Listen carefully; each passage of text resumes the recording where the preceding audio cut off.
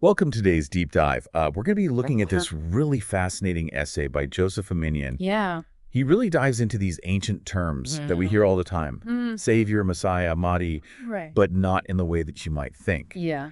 And what makes it even more interesting is that Aminian is actually a direct descendant of Abraham and Aaron.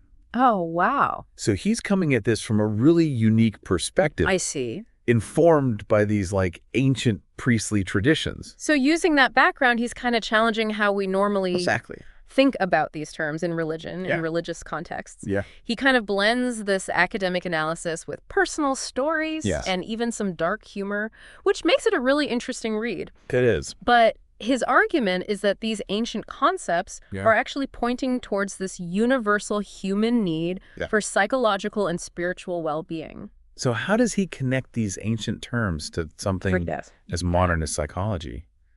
I'm really curious.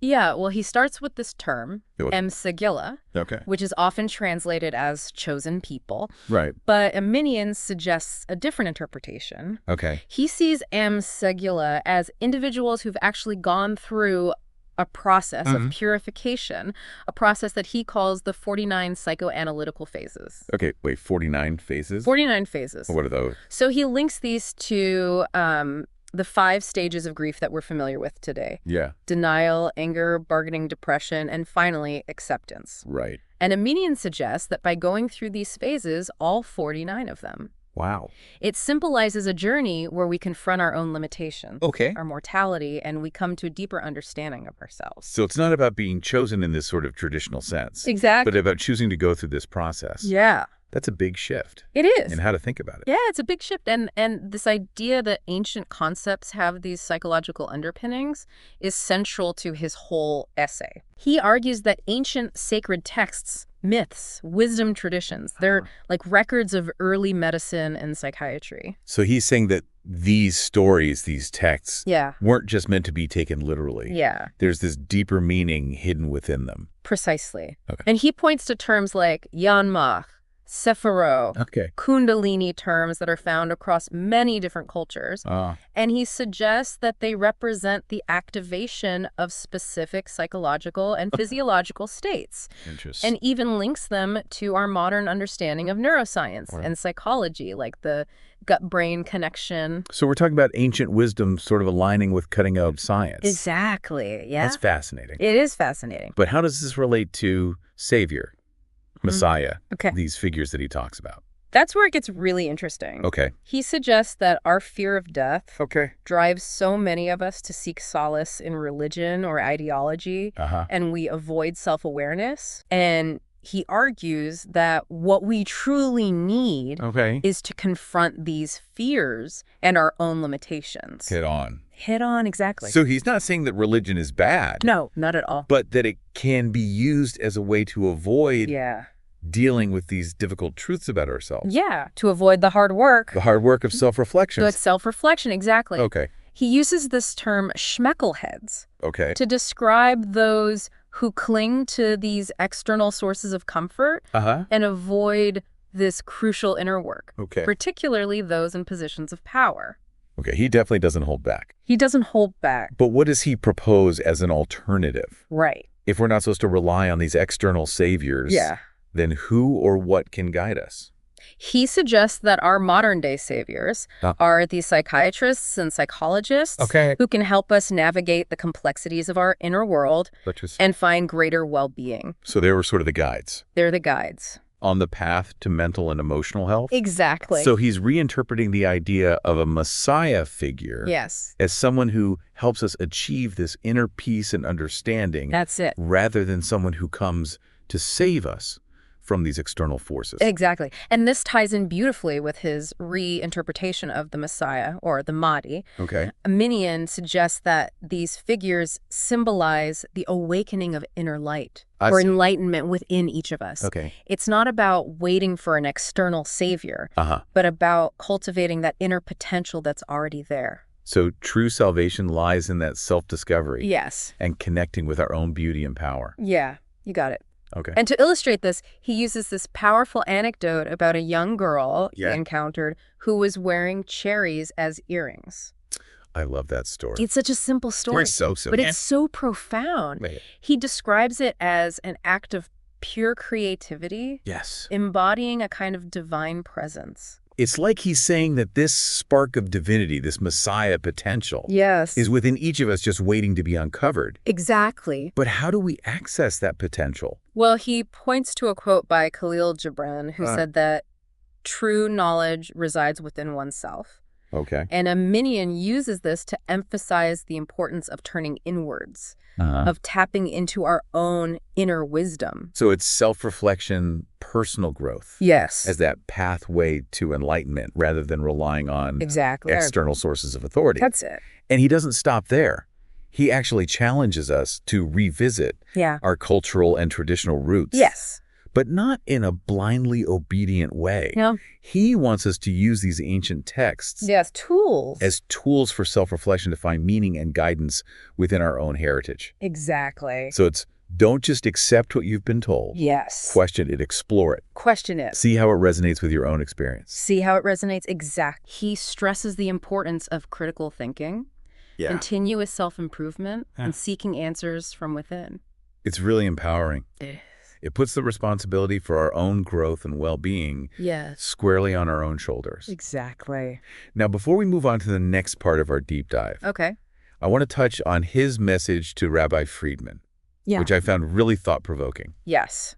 That's a key part of his essay. Yeah. He encourages Rabbi Friedman to seek mental health support. Yes. And lead by example, showing that even spiritual leaders can benefit from professional guidance. And he links this to the idea of embracing vulnerability. Yes. He suggests that by acknowledging our own struggles, we create space for others to do the same. Exactly. He believes that vulnerability allows for this deeper understanding and connection between people. Yes. He even suggests that by seeking help, Rabbi Friedman could become a kind of modern-day shluchim, or emissary, for others to do the same. So anyone can be an emissary for positive change. Yes. By embracing their vulnerability and seeking support. And he points to the growing presence of psychiatrists and psychologists on social media as a sign that this shift is already happening. Oh, that's interesting. He sees these professionals as fulfilling this crucial role in our modern world, guiding individuals toward greater mental and emotional well-being. So he's essentially saying that these mental health professionals are the new Messiah figures, helping us navigate the complexities That's a great way to put it. of the modern world. He's reframing these traditional concepts in a way that makes them relevant to our modern lives. It is. And challenges us to think about personal growth and responsibility in this whole new light.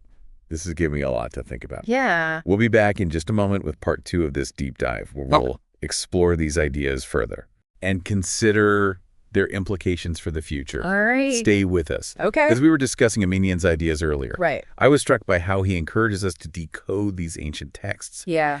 He's suggesting they hold hidden messages about mental and physical well-being, like an ancient blueprint for a balanced life. It's almost as if he's urging us to look beyond the literal interpretations and recognize these profound psychological insights that they offer. Like when he argues that terms like Savior and Messiah actually point towards a process of inner transformation, of unlocking our own potential.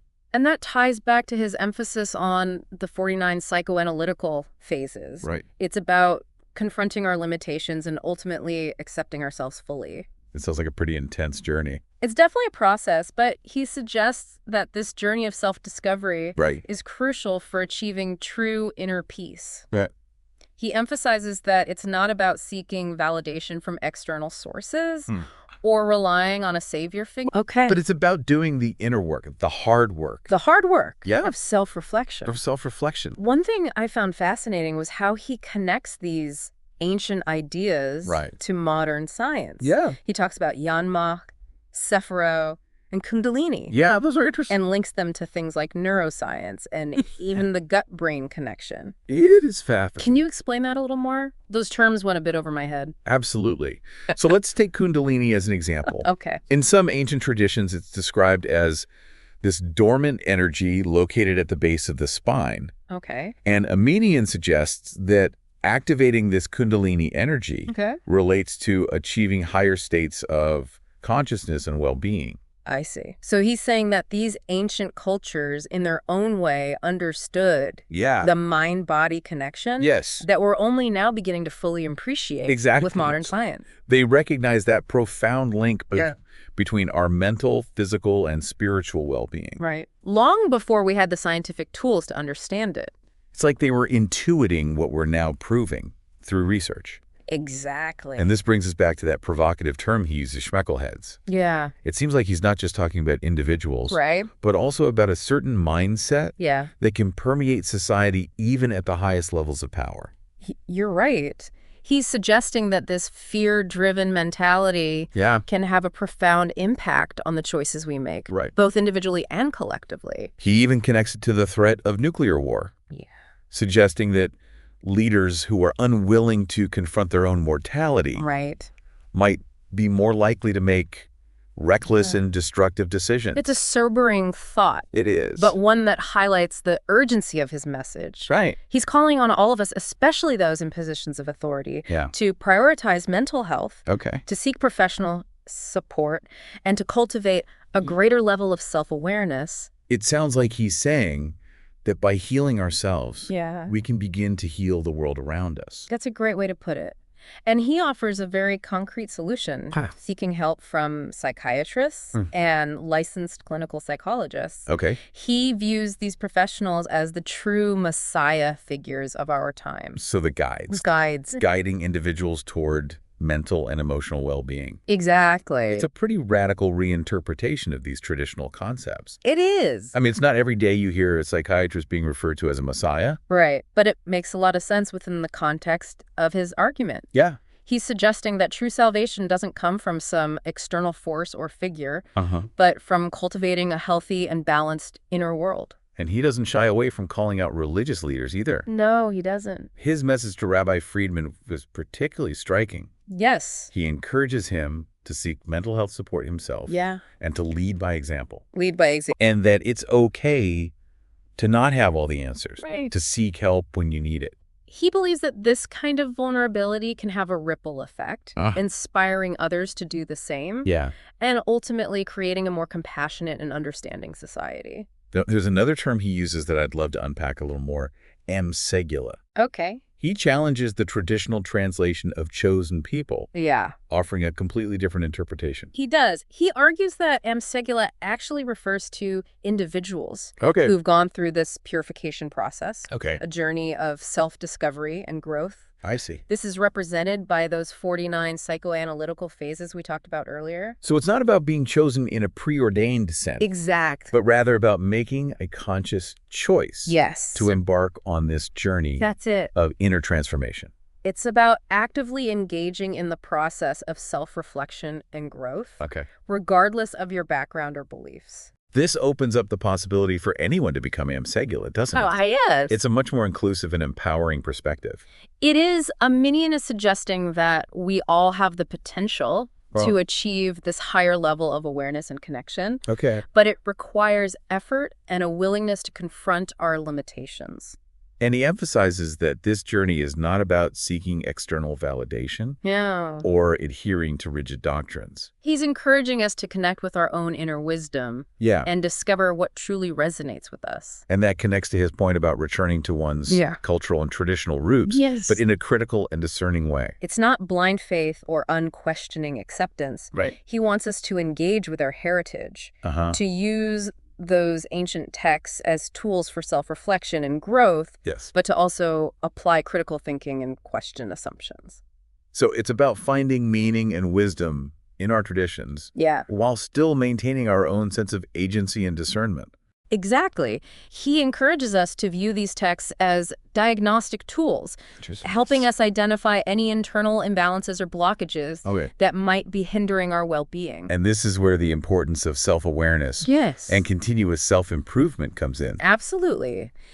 He emphasizes that this is a lifelong journey of learning, growing, and becoming more aligned with our true selves. One thing I appreciate about Arminian's writing is his ability to blend humor and seriousness. I agree. He doesn't shy away from using provocative language, but he also infuses his essay with wit and personal anecdotes. It's refreshing. It is. It's like he's reminding us not to take ourselves too seriously. Yeah. Even as we grapple with these big existential questions. He's showing us that we can approach these topics with a sense of curiosity and even humor without diminishing their importance. I think that's a really important message. It is. Especially in a world that often feels heavy and overwhelming. He's offering us a path towards greater self-awareness and fulfillment. Yeah. But he's not prescribing a rigid set of rules. Right. He wants us to find our own way, embrace our individuality, and find joy in the journey. His message is ultimately one of hope and empowerment. It is. Reminding us that we have the power to shape our own lives and create a more meaningful world. And he stresses that this journey isn't meant to be a solitary one. Right. He encourages us to connect with others, to seek support when we need it, and to build a more compassionate and understanding society. Okay. He sees this as an essential part of the process. Before we wrap up this part of our deep dive, I'd like to touch on his idea that modern-day Shlukim emissaries are those working in the field of mental health. Yeah. What are your thoughts on that? I think it's a fascinating perspective. Yeah. He's essentially saying that those who are guiding others toward mental and emotional well-being are fulfilling a crucial role in our modern world. They are. They are the ones helping us navigate the complexities of modern life and find greater peace and fulfillment. It's a significant shift from the traditional view of religious figures as the sole bearers of wisdom and guidance. Right. He's recognizing the vital work of psychiatrists, psychologists, and others who are providing support and guidance in a world that desperately needs it. And he points to the increasing presence of these professionals on social media as evidence of this shift, suggesting that mental health is becoming more widely accepted and discussed. It's a positive trend. It is. And Aminian is highlighting the importance of continuing to destigmatize mental health issues and encourage people to seek support when they need it. It's about recognizing that we all struggle at times. Yeah. And that there's no shame in asking for help. Absolutely. And he emphasizes that by embracing our own vulnerability, we can create a more supportive and empathetic world where everyone feels safe to share their struggles and seek guidance. Which brings us back to his call for those in positions of power. Yes. To lead by example and seek mental health support themselves. Yeah. Demonstrating that it's a sign of strength, not weakness. He believes that this vulnerability can create a ripple effect, encouraging others to do the same, and fostering a more compassionate and understanding society. It's a powerful message that challenges traditional notions of leadership. It does. And encourages a more human-centered approach to governance. Exactly. We'll be back in just a moment with the final part of our deep dive, where we'll continue exploring Aminian's ideas and consider their implications for the future. Sounds good. Don't go anywhere. Welcome back to the final part of our deep dive into Joseph Aminian's essay. You know, as we've been exploring his ideas, one thing that keeps coming back to me is his reinterpretation of those ancient terms. Like Savior, Messiah, and Mahdi. He's saying that they're not about some external figure coming to save us, but rather they point to an internal process of transformation. Yeah, it's a pretty radical shift in perspective. It is. Yeah. He's challenging us to rethink these traditional interpretations. And consider the psychological and spiritual dimensions of these concepts. I think a core part of this inner transformation involves confronting those uncomfortable truths about ourselves, our limitations, our mortality, and ultimately finding a sense of peace and acceptance. It's like he's saying true salvation lies not in some external force or figure, but within each of us. Exactly. And he connects this idea of inner transformation to the importance of mental health.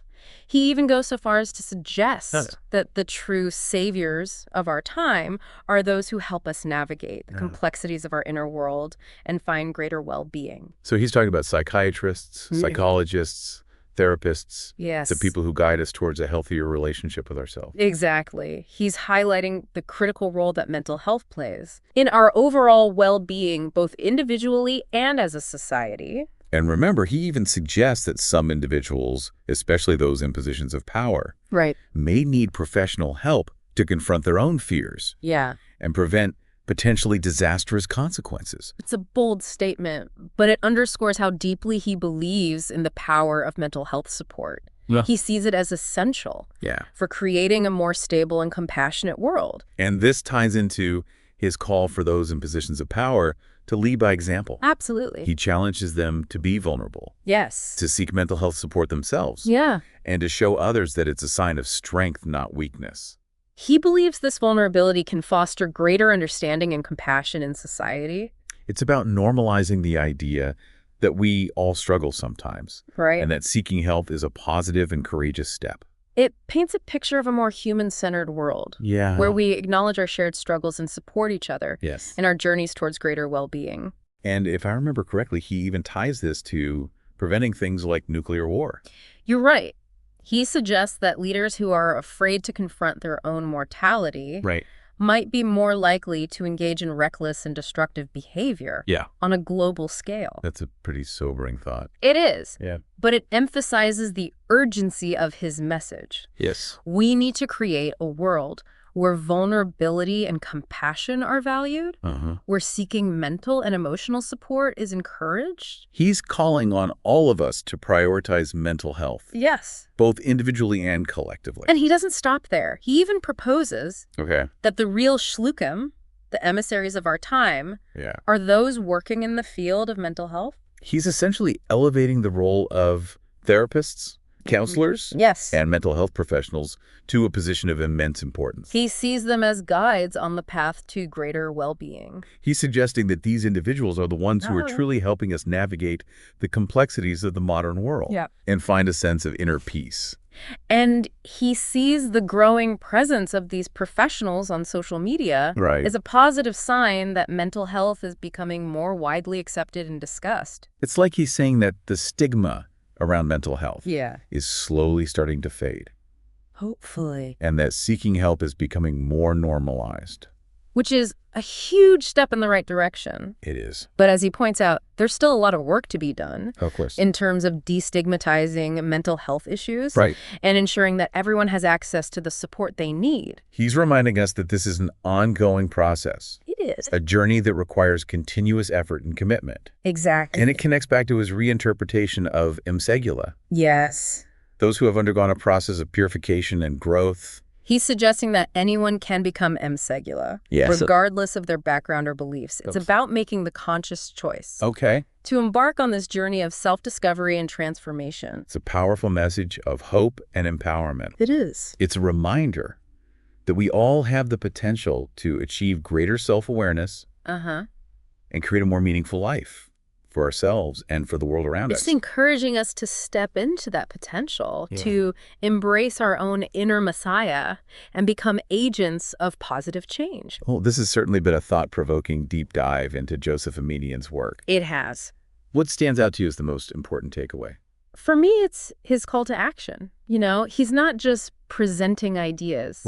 He's urging us to take concrete steps toward greater self-awareness, to seek help when we need it, and to create a more compassionate and supportive world. I agree. And he leaves us with this powerful question to ponder. Yes. If those traditional concepts of Savior and Messiah are really about inner transformation, how does that change our understanding of personal growth and responsibility in today's world? It's a question that invites us to reflect on our own lives, our own journeys, and our role in creating a more just and compassionate world. Thank you for joining us on this deep dive. Of course. We encourage you to continue exploring these ideas and to find what resonates with you. Until next time.